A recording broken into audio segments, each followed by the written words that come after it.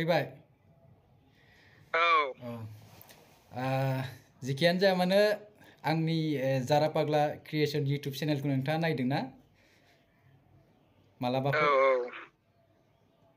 नायबाय जिखियानो जाया मानो आं दिनै नोंथांजों फंनैसो खोथा रायज्लायगोन आरो बे रायज्लायनायखौ आं दायो रेकर्डिं खालामगासिनोबो दङ ओमफ्राय आंनि YouTube चेनेलाव बेखौ जोंनि बे डिसकासन खालामनायखौ आङो नागारनाय जागोन आरो दा जियानो जाया मानो नोंथाङा सासे बर'नि गेजेराव मुंदांखा जानो हानाय सासे मेथाइ रोजाबगिरि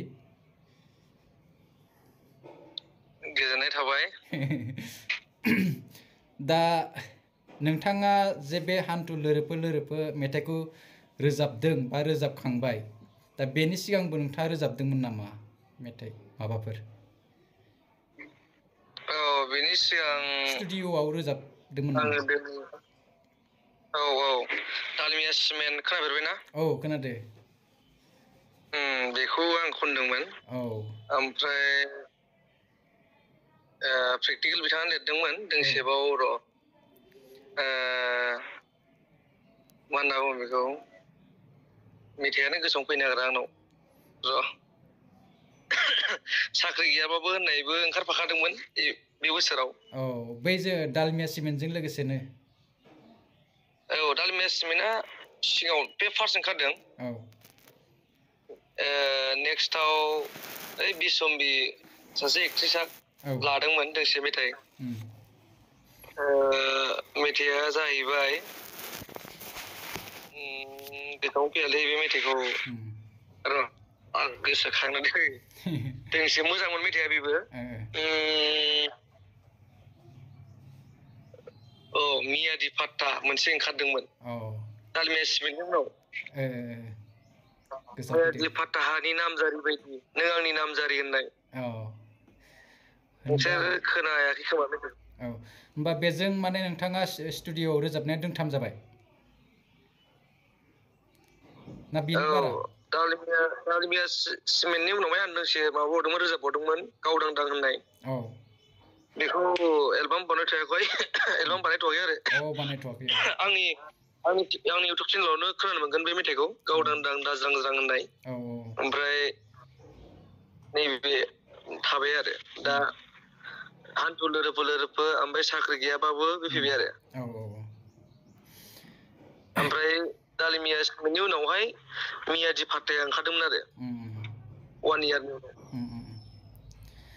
दा दोंबासो ओंखारनानै दं आरो साख्रि मावनायनि सिगां मोसायोमोन मोसानाय फोरोङोमोन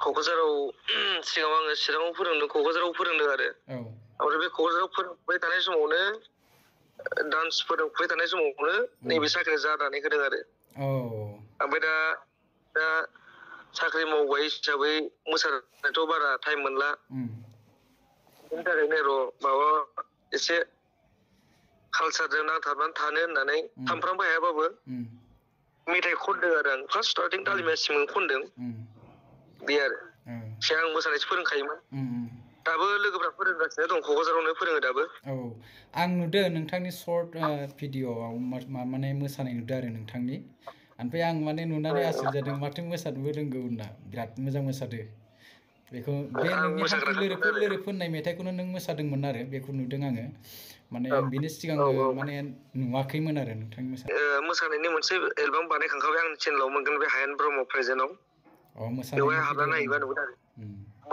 डान्सनि एलबाम मोनसे बरनखांखाबाय आरो आं 2016 सोआव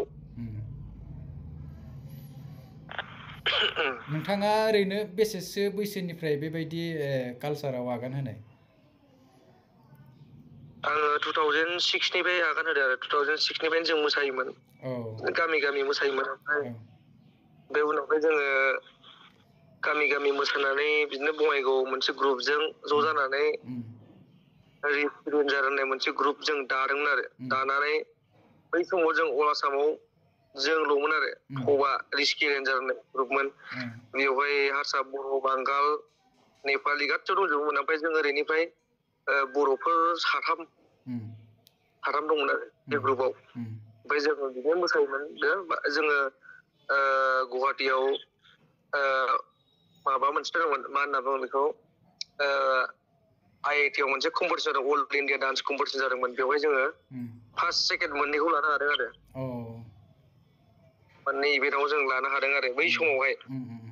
बेयो 2009-10 नि खोथा आरो। बे समाव आसामाव गोग्गानानै लानाय जायो। रिस्केन्जा ग्रुपआ टपमोन आरो जोंनि आसामाव। ओमफ्राय आङो सिजन 4खौ DID आव थांदोंमोन ज'नो। ओमफ्राय बे समावहाय जों सिजन 4आव थांबा बिदिनो एसे थाखा फैसानि प्रब्लेमाव जों फैफिननांदों आरो। कलकातायाव जों थांदोंमोन। बेवहाय सेलेक्ट जाबाय बायोमोनबा दिनै मोजांसिन जाबायमोन नङा होमबा? औ, लामाया बेलेगाव थांसिगौमोन आरो, मोसानायाव थांथारबायमोन। थांथारबायमोन। साख्रिबो मावनाय नंलामोन आरो। आरो न'खरावबो एसे प्रब्लेम नालाय। बेनोखा। ओमफ्राय आरो नों जोंनि बर' हारिमुआवथ' नोङो जाथार होनानै थानो हाखाया, माबा मोनसे मावदेरनांगौ जायो। आङो नुजेननायाव नोंखौ बर' होननानै सानाखैमोन, माने बर' बायदि नुवा, दारि लानाय असमियाफोर बायदि नुयो। नङा, नोंगौ, जोंना बिमाया बिफाया बर' आरो बिमाया नेपालि जोंना, ओंखायनो आंखौ एसे आलादा नुयो। एसे आलादा नुयो। अरिजिनेल खोथाया बे आरो। थिगैनो दङ। गोजोननाय मोनदों नों दिनै भिडिअखौ खालामनायनि थाखाय। आरो नोंथांनि जाराफाग्ला चेनेलमोन ना? जाराफाग्ला चेनेल नायगिरि गासिबो रायजो राजानिसिम आंनि गोसो गोरबोनिफ्राय अननाय सिबिनाय जासिहरबाय।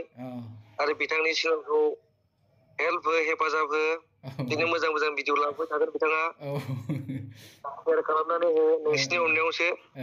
आरो रायजोफोर गैयाबा इउटुबा जेबो गैखाया, जिर'। जिर'। नंगौ। माने इउटुबाव बेबायदि रायजोफोरनि गेजेरावबो माबा मोनसे जोङो फोसावना होनो थाखायसो बेबायदि डिसकासनखौबो लाबोनाय जायो आरो। जेनेबा मिथियैखौ मिथिहोनाय, जेनेबा नोंनि मेथाइखौ खोनाबाय, खिन्थु नों बबेनि, नोंनि एड्रेसखौ जुदि मिथिबावोब्ला नोंनिसिम माने आरो अननाया बारासिन जायो आरो नोंनि मेथाइखौ खोनासंनानै मोजांसिन मोनसिनो, रोसि गोनांसिन मोनसिनो। बियो आमखानि, बियो अमुकनि, ओरै। आरो नोंथ' दाल' नङा, इयुनावथ' नों मेथाइ रोजाबबावगोन। ओमफ्राय नोंनि मेथाइखौ खोनानाय लोगो लोगो मानसिफ्रा आमखाया रोजाबलायबाय, अमुक गामिनि बियो, ओरैबायदि जासिगोन आरो।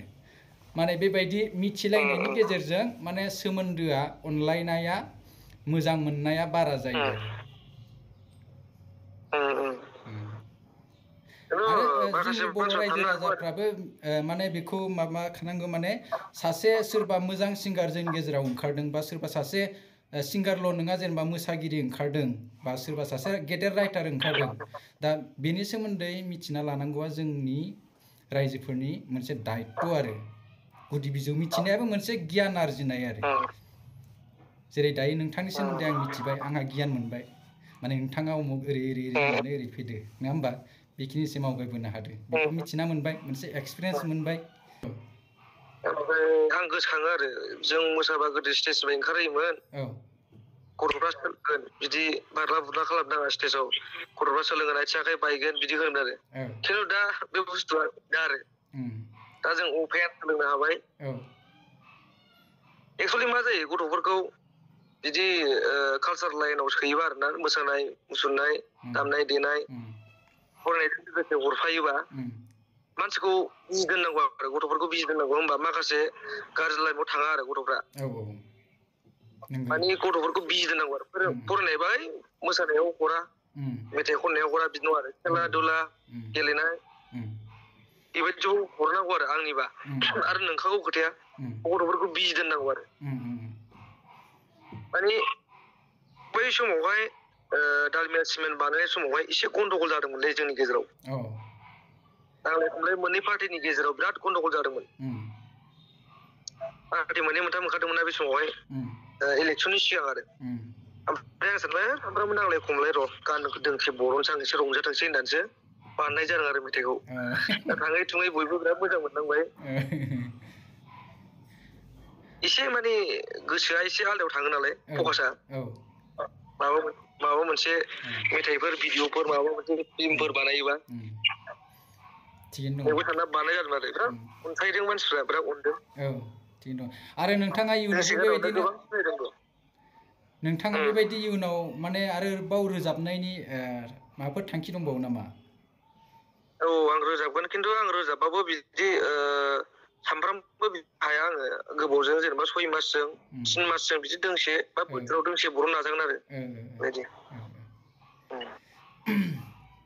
जिखियानो जाया मानो आं नोंथांनि गामिखौ सोंनाय जायासै पार्मानेन्ट एड्रेसा नोंथांनिया बेखौ नोंथाङा बुंना होदो। आंनि पार्मानेन्ट एड्रेसा चिरां काजोलगाव बेयाव जोनोम जायगा बेयावनो फरायदों LP school UP school high school college बावनो फरायजोबदों ओमफ्राय जब मोननायनि उनावहाय आं दा क'क्राझाराव थायो आरो दिनै 8 इयार्ससो जाबाय आं क'क्राझाराव थानाया 8 बोसोर जाबाय। थिगानो दङ। जियानो जाया मानो नोंथांनिफ्राय गोबां मेथाइ खोनाबावगोन होननानै आसा खालामबाय आरो बेबायदिनो रोजाबलांबाय था माने थाथ'नो नाङा आरो मोजांनिफ्राय मोजांसिन। गोबां मानसिफ्रा आंखौ बुंदों आरो नोंथ' मोसाग्रासोमोन मानो मोसानायखौ गारखो बिदि होनो दा मेथाइ खननायखाय ओंखायनो आङो र' मोसानायखौ लांफाफिनगोन खिन्थु एसे टाइम नांगोन आरो मोसानायखौ लांफाफिनगोन आरो आं बिराद मोजां मोनो मोसानो। मोसानो मोजां मोनग्रा मानसिया मोसायाबा थानो हाखाया। मेथाइ दामनाय खोनाबानो मोसानो लुगैयो स्टेज नुबाथाय स्टेजाव गाखोनो लुगैयो आरो स्पिकार हमग्रा मानसियाबो स्पिकार नुबाथाय थानो हाया स्पिकार हमनो लुगैयो बिदिनोखा। बेनो आरो आङो रेसाव थाबाबो मिउजिक दामबाथाय आंना एसे बबेबा मोनसेया मावबाय थाखायो आरो मोदोमा। आं बारा खोथा बुंथ'ला माने आंबो बे टाइपनिनो खिन्थु आं आंनिखौ बुंथ'ला दै आं नोंनिखौल'सो खोनासंना लानोसै। आं गोजोननाय मोनदों आंनाव फार्स्ट टाइम बेबायदि भिडिअ कलजों माबा मोनसे सोंहरदों आंनि सोमोन्दै गोजोननाय थाबाय नोंथांनिसिम आरो बेबायदि सोंनायनि गेजेरजोंसो गुबुनाबो मिथिगोन। जायखिजाया आङो लास्टाव मोनसे खोथा बुंनो सानो आङो मिउजिकनि सोमोन्दै जेबो नलेज गैया आंनाव सोरबा कुइसन सोङोबा आं एथ'बां फिननाय होनो हानाय नङा मिउजिकनि सोमोन्दै खिन्थु मोसानायनि सोमोन्दै आं हागोन। ओमफ्राय आं बेफोरखौ सोंनो थांला ओरैनो जास्ट माने आं नोंजों फ्रेन्डलिसो माने नोंजों रायलायनाय जादों आरो आं नोंनि बेकग्राउन्डखौ बारा सोंनो थांला जिखियानो जाया मानो बेफोर उननि बाथ्रा। जोंना बिफायाबो जोंना गिटार दामग्राखा गिटार दामोमोन गिटार फोरोङोमोन आरो आंनि बिफायाबो मिउजिक लाइननिखा बिनि सोमोन्दै उनाव मालाबा खोन्थाफिनसै आं बिफानि सोमोन्दै। जागोन दे जागोन। जारिमिन दं आरो बेनाबो मिउजिक बुस्थुआनो एसे आलदालै आलदा एकदम भगबाना हरनाय बायदिसो सोरबा सोरबा मानसिया हाजार नोङो थैजासिम सोलोंबाबो टाइमिंखौनो हमनो हाया नङा होमबा? हाया। दा आंनावथ' जेबो गारां गैखाया गोदै नंखाया बे हब्रलाबायनायजोंनो मानसिफ्रा मोजां मोननायसै आरो दिनैसिमाव जा ओंखारदों। जन्मनिफ्राय फैखानायखौ लाखिनो हायालै हमथानानै लाखिनो हाया माने नोंना बे टेलेन्टआ जन्मनिफ्रायनो फैखानाय इसोरानो नोंनो हरखानाय। दा माखासे मानसिफ्रा होननो नागिरो एसे मालानिफ्राय मेथाइ खनग्रा जाखो माला सोलोंस्लाबखो माने टेलेन्ट थानायफ्रा हायो नों सोलोङाबाबो नों हायो नोंनि गारांजों नाजायोब्ला मानसि हायि जेबो गैया आरो। दे होमबा दिनै बेखिनियावनो दोनथ'नोसै। थेंक इउ गोजोननाय थाबाय। साबायखर थाबाय नोंथांनिसिम रोजा लोगो रोजा मोनगोन होननानै आसा खालामबाय आंजों दान्दिसे सावरायनायनि थाखाय माखासे खोथा बाथ्रा शेयार खालायनायनि थाखाय।